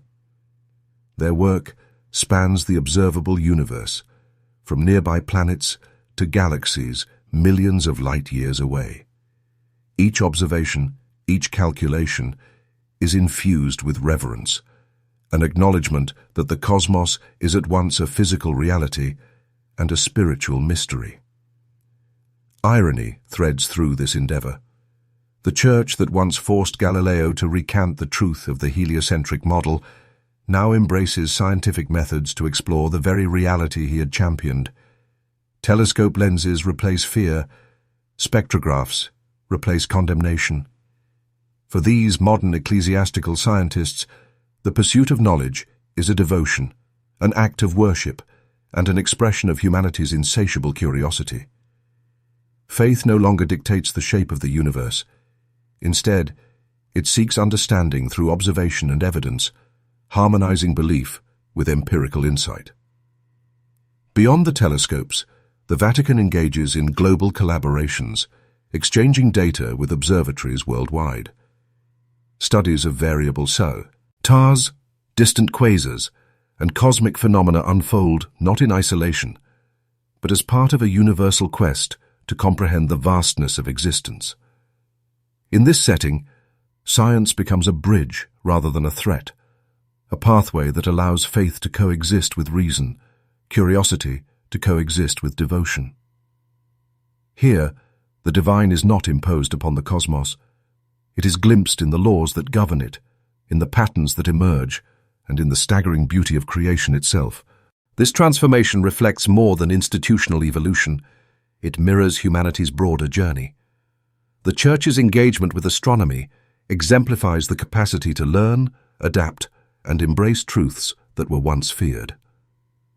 The same human spirit that dared to look up in Galileo's time now finds support from a centuries-old institution, once an adversary, now a partner in discovery. The narrative of suppression has shifted into a narrative of collaboration, a testament to the enduring interplay between knowledge and belief.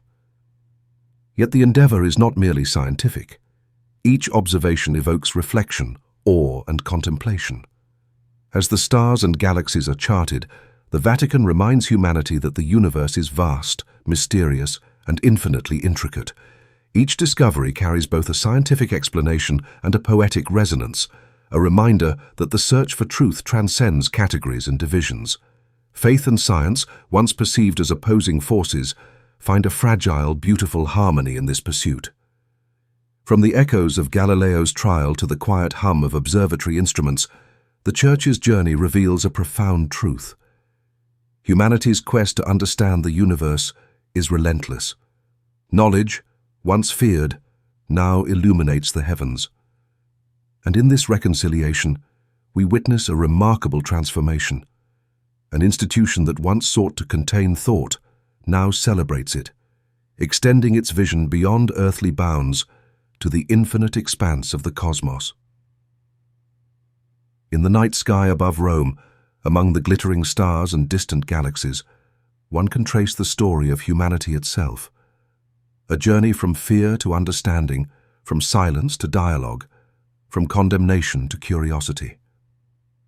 The Vatican and the stars now move together, quietly reminding the world that even the most rigid institutions can learn to marvel at the universe, to seek truth, and to honor the mysteries that stretch across the infinite night. For nearly 1,000 years, the Church's authority shaped every corner of life, from the humblest village to the grandest court. Its influence was absolute, its presence inescapable. In an era of uncertainty and instability, this control brought stability, order, and a guiding moral compass. Communities could rely on its rituals, kingdoms on its counsel, and scholars on its preservation of knowledge. Civilization survived, even flourished, under this singular power, yet the price of this order was profound. Beneath the surface of obedience and ritual, curiosity quietly simmered. Minds that might have soared were bound by invisible chains. Ideas that could have reshaped the world were silenced before they could take flight. The Church, with its vigilant eye over thought and expression, created walls around imagination, invisible yet unyielding. Every heresy trial, every banned book, every whispered warning against questioning the divine reinforced these boundaries. Humanity's innate urge to explore, experiment, and challenge was tempered, not always destroyed but constrained, waiting for centuries when the walls might crumble. Even in monasteries where knowledge was meticulously preserved, the Church dictated what could be studied, copied, or taught. Science bent beneath dogma. Medicine was tethered to tradition. Astronomy was framed by scripture. Intellectual freedom existed in fragments, hidden in secret corners, passed quietly from one scholar to another. The cost was subtle yet devastating. While society remained orderly, progress in thought and discovery moved at a painstakingly slow pace. This was an era where imagination was a quiet rebellion, not a celebrated triumph. Visionaries like Roger Bacon or Hypatia glimpsed possibilities the world could not yet embrace, yet they often faced isolation, ridicule, or death. The Church's control preserved civilization, but it also imposed a long shadow over humanity's spirit, a shadow where fear often replaced wonder, obedience replaced questioning, and tradition suppressed innovation. Every act of curiosity carried risk, every new idea a potential heresy. And yet, even within these constraints, humanity's thirst for knowledge persisted. Scholars, monks, and thinkers found ways to preserve the seeds of discovery, storing them safely in manuscripts, whispered teachings, and clandestine observations. The Church's power was immense, but it could not entirely extinguish imagination. Like embers beneath ash, creativity endured, waiting for the winds of change to fan it into flame. The paradox was unmistakable. Control built survival, yet survival demanded sacrifice. Civilization endured, yet its progress was slowed. Morality and stability were maintained, yet innovation was deferred. The Church became both a cradle and a cage, nurturing society while quietly limiting the full reach of human potential. For centuries, this delicate balance defined life, shaping the way humanity approached knowledge, faith, and inquiry. By the time reason, science, and exploration began to re-emerge, the cost of control became clear. The delay of ideas, the suppression of curiosity, and the silencing of bold minds left a gap, a centuries-long echo of lost possibilities. Yet even in this darkness, the enduring resilience of human thought prevailed. The price had been high, but the spirit of discovery could not be extinguished forever. The lesson of this long epoch is both cautionary and inspiring. Stability achieved through control carries consequences. Order may endure, but imagination must always be protected, curiosity encouraged, and the freedom to think boldly cherished. The story of humanity's struggle under the Church's authority is not merely one of oppression, but also one of resilience, a testament to the irrepressible drive to understand, explore, and dream beyond the walls imposed upon us. The centuries of silence, of caution, and of unquestioned authority had left their mark. Humanity had grown, slowly, carefully, behind walls of dogma and fear, but the dawn of a new age was unmistakable. Cities thrummed with the power of machines, laboratories echoed with experiments, and ideas no longer waited in the shadows. Reason, long restrained, surged forward, demanding its place in the sun. And at the heart of this transformation stood the Church, facing its most profound challenge, to change or to vanish into irrelevance. No longer could spiritual authority claim absolute dominion over human thought.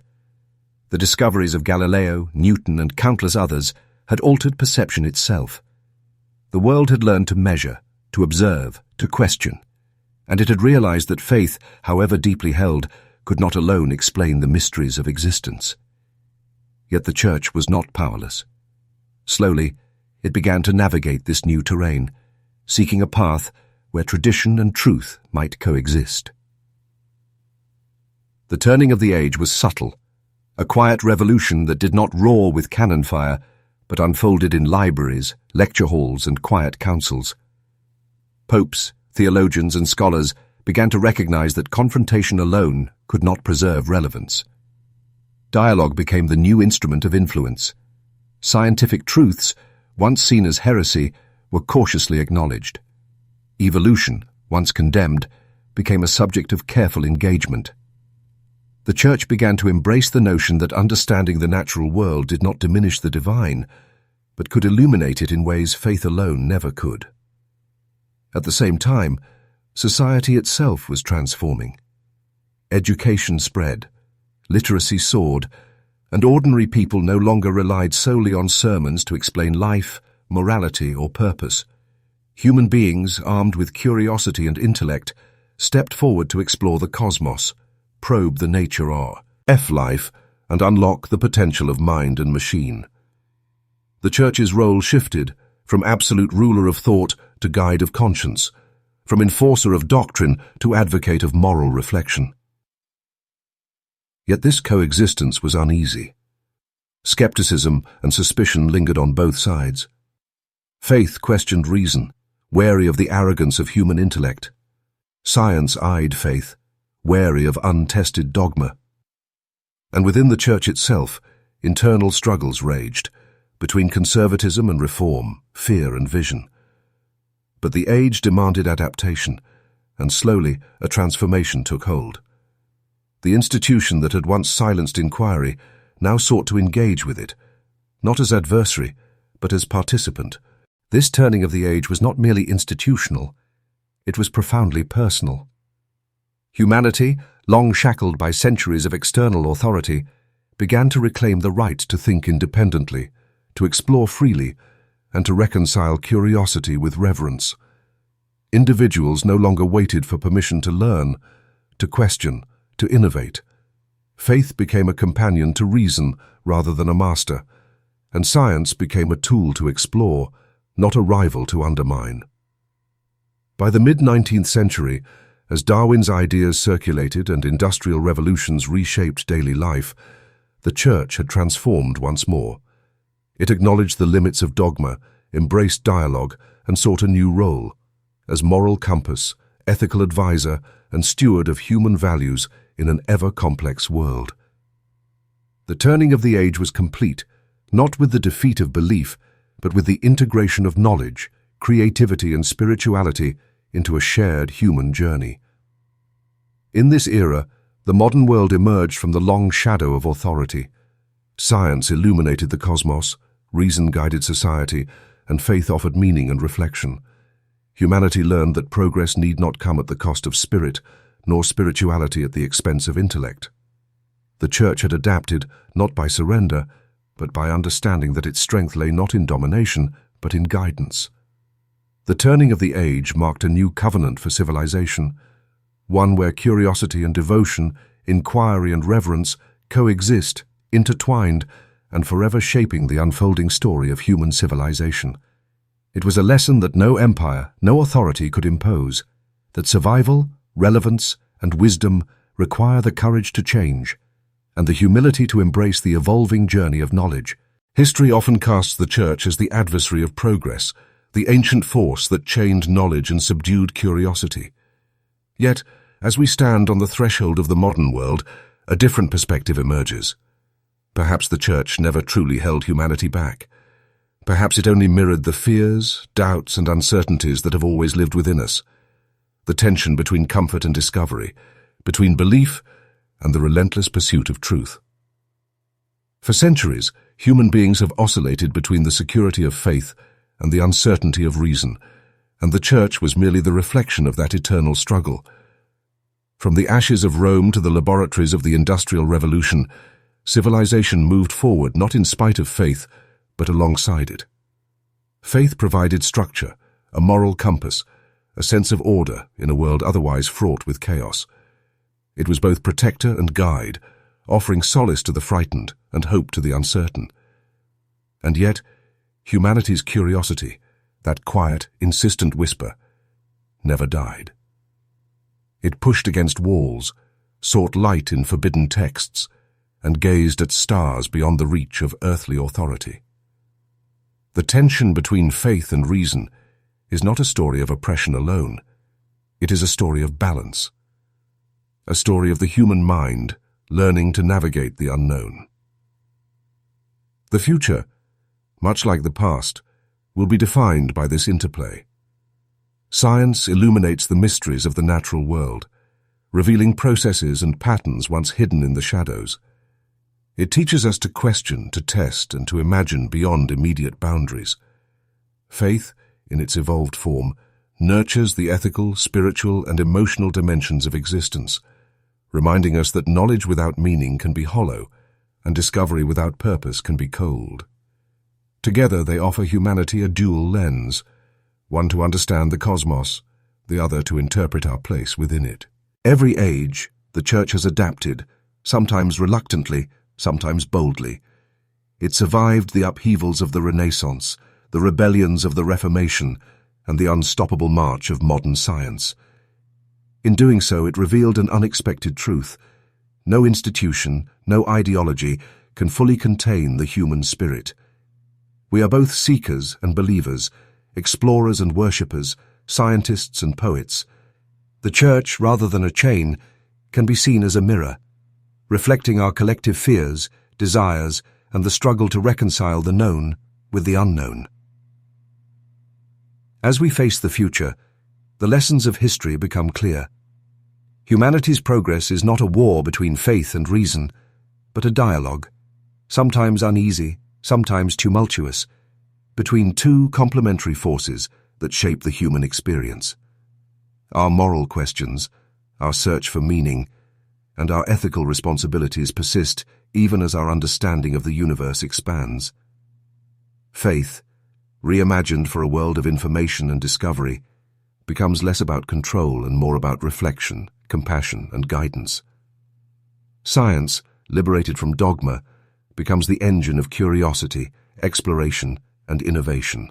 Perhaps the greatest insight we can draw from this journey is humility, the recognition that progress is neither linear nor absolute.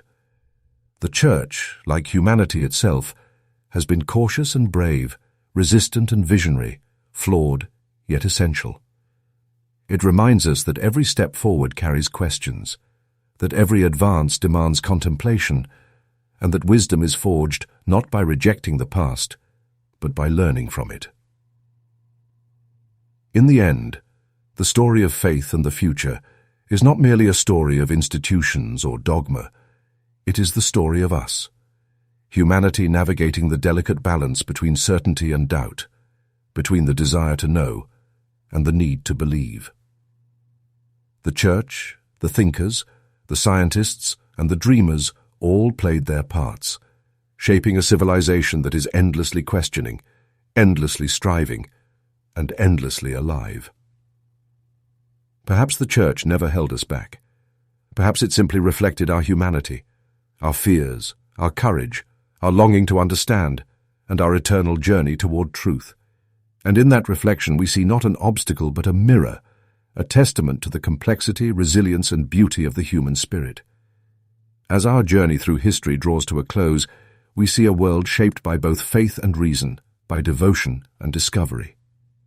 The Church, once the unquestioned authority, was both a guardian and a gatekeeper of knowledge, sometimes restraining, sometimes preserving, always reflecting the fears and hopes of humanity itself. Through the struggles of brilliant minds, forbidden books, and revolutionary ideas, we witness the relentless drive of curiosity and intellect, proving that knowledge cannot be contained forever. Today, science and spirituality coexist, sometimes in tension, often in dialogue, reminding us that progress is never a straight path, but a tapestry woven from countless choices, sacrifices, and revelations. History teaches us that the pursuit of truth is as vital now as it ever was. Thank you for traveling this journey with us. Like, share, and subscribe to Mysteries of Earth, and let your curiosity guide you further into the mysteries of our world.